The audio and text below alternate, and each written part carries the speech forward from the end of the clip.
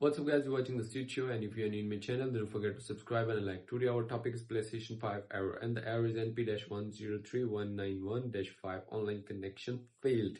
So here I'm just going to share my screen on the left side. That's a PSN network error, and here we are at the screen. Just go to the settings here and then user and account. You must check your PSN account is logged in or not, and your console is logged in or not. In the login settings, in the accounts and in the login settings, you just check it, and here we go. Here's the profile and other settings. You just sign in, and here is the login settings. Check this, just turn it on, and then go to the network.